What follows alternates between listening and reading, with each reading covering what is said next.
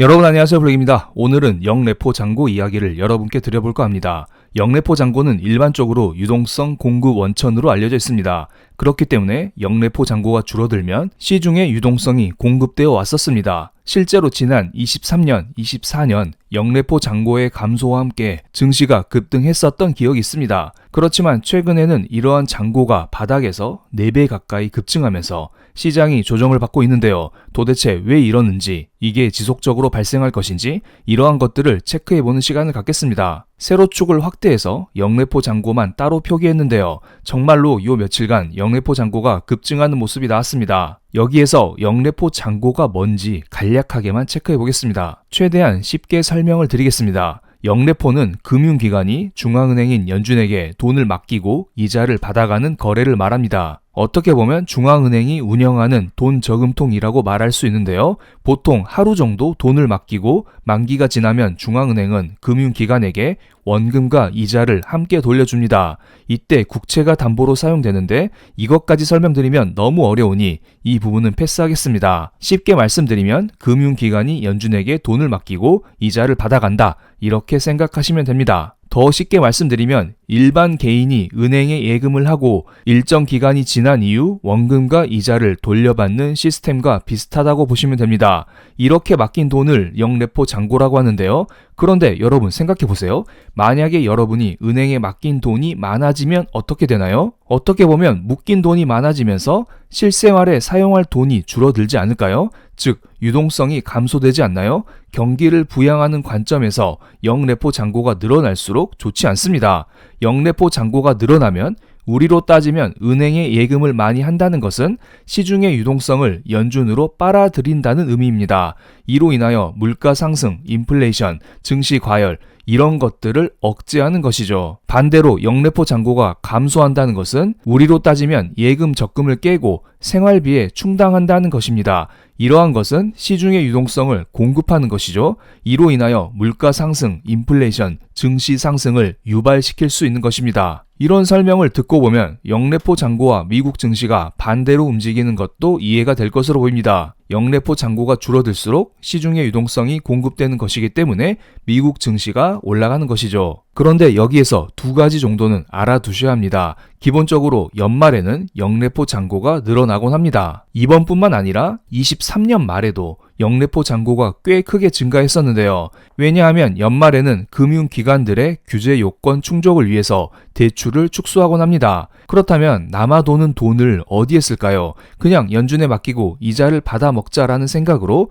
영래포 유입 자금이 증가하곤 합니다. 그래서 연말 효과로 인한 영래포 잔고 증가는 큰 악재까지는 아니라 봅니다. 그런데 금융기관들이 대출을 해주지 않고 안전한 영래포로 돈을 돌린다는 것은 어떻게 보면 돈이 필요한 사람들 입장에서는 좋지 않은 상황이죠. 내가 돈이 필요해서 은행에 달려갔는데 우리 연말이야, 이제 대출 안 해줘, 딴 데 가서 알아봐, 내년에 알아봐, 이런 말을 하는 것입니다. 그렇다면 달러가 더 귀해지지 않을까요? 즉 유동성이 부족해지면서 어느 정도 증시 조정은 나올 수 있을 것이라는 의미입니다. 많은 사람들이 산타 랠리라는 말을 하면서 연말에는 증시가 무조건 오른다고 하는데요. 최근 23년 말, 24년 말에는 증시가 오히려 하락했었습니다. 왜냐하면 요즘처럼 시중에 돈이 많이 풀려있는 상황에서는 유동성이 정말 중요한 이슈거든요. 이러한 돈줄을 조이는 이벤트가 시중에 영향을 미치는 정도가 과거에 비해 커졌다고 보시면 됩니다. 그런데 그렇다고 해서 무조건 증시가 하락한다는 것은 아닙니다. 1년 전으로 시간을 돌려보면 23년 말에 증시가 조정이 나왔었지만, 그렇지만 24년 초부터 갑자기 증시가 이렇게 달리는 모습도 나왔었죠. 그리고 분명히 25년 미국 경제는 24년에 비해서 성장률 자체는 둔화될 수 있다고 봅니다만 여전히 다른 나라에 비해 압도적인 성장을 유지할 것이기 때문에 큰 걱정은 하지 않아도 된다고 봅니다. 영래포 잔고를 보면 연말 효과로 인해서 급증하면서 증시 조정으로 이어지곤 했습니다. 그렇기 때문에 영래포 잔고가 결국에는 줄어드는 모습을 보여줄 것으로 보입니다. 지금의 증가는 일시적일 수 있다는 것이죠. 그리고 연준에서는 영래포 잔고를 줄이고자 하는 노력을 하기도 합니다. 최근 12월달 연준회의에서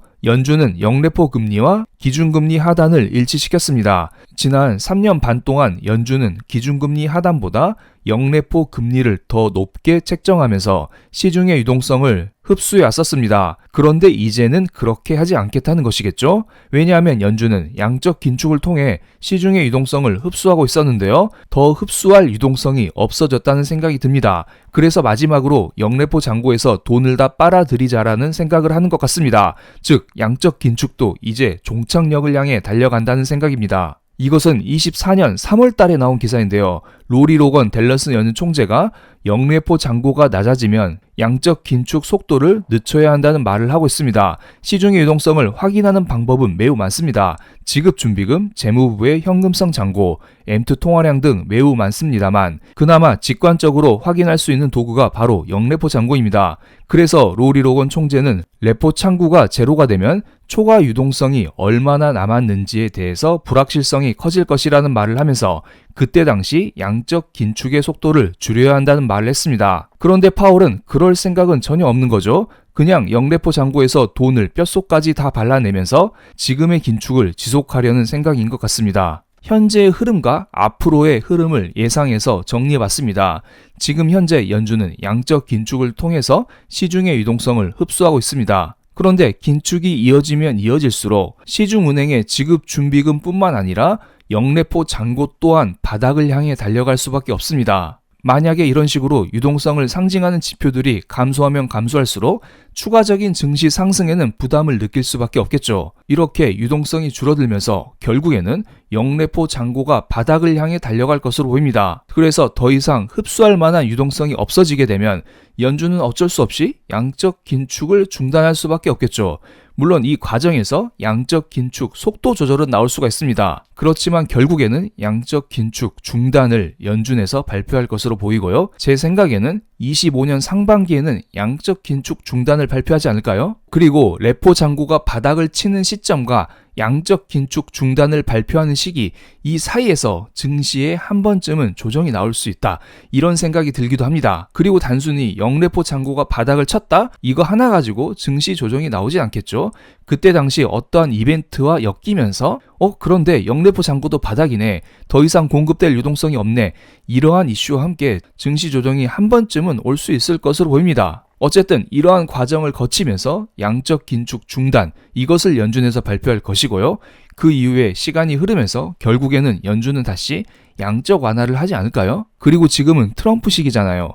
트럼프 시기 때 2019년도에 양적 완화를 이미 시작한 거 기억하시나요? 많은 사람들이 2020년 코로나 경제 위기를 맞이해서 연준이 양적 완화를 시작했다, 이렇게 생각을 하고 있는데요. 그게 아닙니다. 코로나 경제 위기가 터지기 몇 달 전부터 연준은 미리미리 양적 완화를 했었습니다. 트럼프의 압박도 있었지만 어쨌든 경제 상황이 좋지 않았었기 때문에 연준은 스스로 양적 완화라는 길을 선택했던 것이겠죠. 이번에도 마찬가지입니다. 경제 위기가 굳이 오지 않더라도 트럼프의 압박도 있고 생각보다 경제 성장률이 그렇게 크게 나오지 않으면 연준 입장에서는 양적 완화를 다시 할 수도 있을 것으로 보입니다. 그렇기 때문에 우리는 1차적으로 영래포 잔고 흐름을 잘 보셔야 될 것으로 보입니다.